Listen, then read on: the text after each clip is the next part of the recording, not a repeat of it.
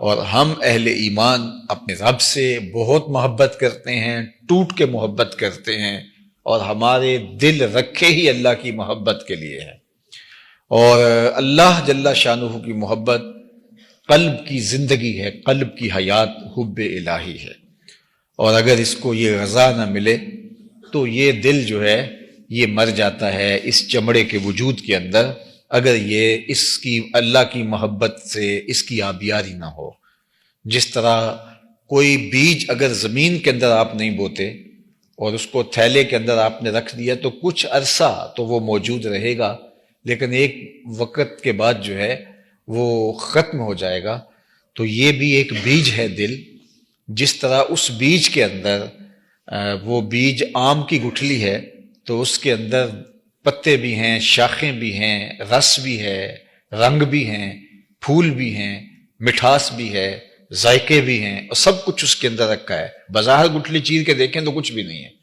لیکن سب کچھ ہے اس ننھے سے مہین سے بیج میں۔ جو گلاب کا بیج ہے اس کے اندر خوشبو بھی ہے، اس بیج کے اندر پتیاں بھی ہیں، اس بیج کے اندر شاخیں بھی ہیں، سبز پتے بھی ہیں، سرخ پتیاں بھی ہیں، لیکن پھاڑ کے دیکھیں تو آپ کو کچھ بھی نہیں ملے گا۔ لیکن جب وہ زمین میں رکھیں گے، اگے گا، تو یہ ساری چیزیں ظہور پذیر ہوں گی۔ اس طرح اللہ تعالیٰ نے ہمارے سینے کے اندر جو ہے وہ جو دل رکھا ہے، یہ تخم ہے۔ اس کو اگر ہم آبیاری اس کی کرتے ہیں اور اللہ کی محبت کی کونپلیں اس سے پھوٹتی ہیں تو پھر اس کو برگ و بار نصیب ہوتا ہے، اس کو پھل نصیب ہوتا ہے، ورنہ یہ چمڑے کے تھیلے کے اندر پڑا پڑا ایک دن مر جاتا ہے۔ اب دیکھیے، ایمان بہت بڑی دولت ہے اور بہت قیمتی اثاثہ ہے، اور اس کا حظ نصیب ہونا یعنی اس کا پھل ملنے لگ جانا، اس کا ذائقہ، اس کی تراوت اور اس کے ثمرات نصیب ہونے لگ جانا، یہ بہت بڑی بات ہے۔ یعنی ایمان سینے میں موجود ہے، اور اس ایمان کی روشنی، اس ایمان کے ثمرے، اس ایمان کی خوشبو، اس ایمان کی لذات اور اس ایمان کے ثمرات نصیب ہونا شروع ہو جائیں، یہ بہت بڑی بات ہے، جس سے مومن تو ہواؤں میں اڑتا ہے، چرخ پہ جھولنے لگتا ہے، اس کے زمین پہ پاؤں نہیں لگتے، یہ جب اس کو محسوس ہوتا ہے کہ میرے ایمان کی کیفیت کیا ہے۔ جس طرح حضرت حارثہ حضور کی خدمت میں حاضر ہوئے تو فرمایا کیف اصبحت، بتاؤ تم نے صبح کس حال میں کی؟ تو انہوں نے کہا حضور میں نے حالت ایمان میں کی ہے۔ تو فرمایا ہر دعوے کی کوئی دلیل ہوتی ہے، تو تمہارا یہ دعویٰ کہ میں نے صبح حالت ایمان میں کی ہے، اس دعوے کی تمہارے پاس دلیل کیا ہے؟ تو حضرت حارثہ نے کہا کہ رأیت عرش ربی بارزاً، میں اللہ کے عرش کو یوں دیکھ رہا ہوں جس طرح دن چڑھا ہوا ہے، میری نظروں سے کچھ پوشیدہ نہیں۔ اللہ اکبر! تو یہ ان کی کیفیت تھی۔ تو پھر مومن جب ایمان کی لذات سے بہرہور ہوتا ہے، اس کی کیفیت سے مالا مال ہوتا ہے، اس ایمان کا ثمرہ اس کو ملتا ہے، اس کی لذات اور اس کی حلاوت جو حدیث میں بیان فرمائی گئی ہے اس کو نصیب ہوتی ہے، تو پھر تو وہ ایک ایسے خوشگوار ماحول میں ہوتا ہے، ایسی لذات ہوتی ہے کہ وہ دنیا میں جنت کا مزہ لے رہا ہوتا ہے۔ لیکن یہ اتنا آسان نہیں ہے، اس کے لیے 3 شرطیں رکھی گئی ہیں۔ سب سے پہلی شرط یہ رکھی گئی ہے کہ ایمان کی حلاوت اور لذت اس کو نصیب ہی تب ہوگی جب اس کو اللہ اور اس کے رسول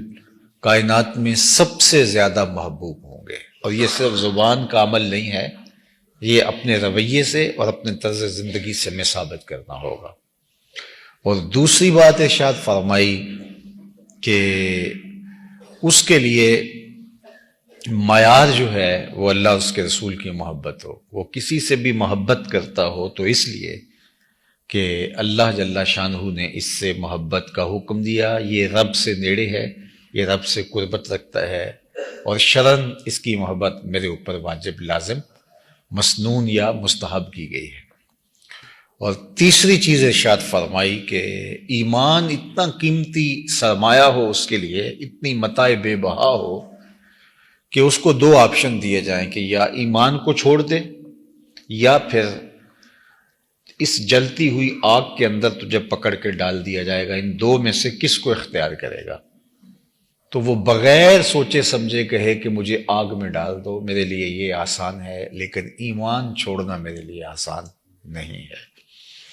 مجھے اور آپ کو اپنے اندر اتر کر کے دیکھنا ہوگا کیا ہماری یہ کیفیت ہے۔ جو قسم ہے اس کو بھی ایمان کہا گیا ہے، اور ہم تھوڑے سے پیسوں کے لیے یا تھوڑی سی سزا سے بچنے کے لیے اگر قسم اٹھا لیتے ہیں تو پھر اس کا مطلب یہی ہے سیدھا سیدھا کہ ہم نے اپنے ایمان کو بہت کم قیمت پہ فروخت کر دیا۔ جبکہ ایک طرف جلتی ہوئی آگ کی بھٹی ہو اور ایک طرف ایمان،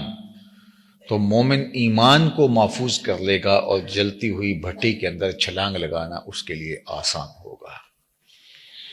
اور اگر یہ اس کی کیفیت ہو جائے تو پھر وہ ایمان کی حلاوت، ایمان کی لذت، اس کا حظ، اس کا لطف، اس کا ثمرہ، اس کا نور، اس کی کیفیت محسوس کر سکتا ہے۔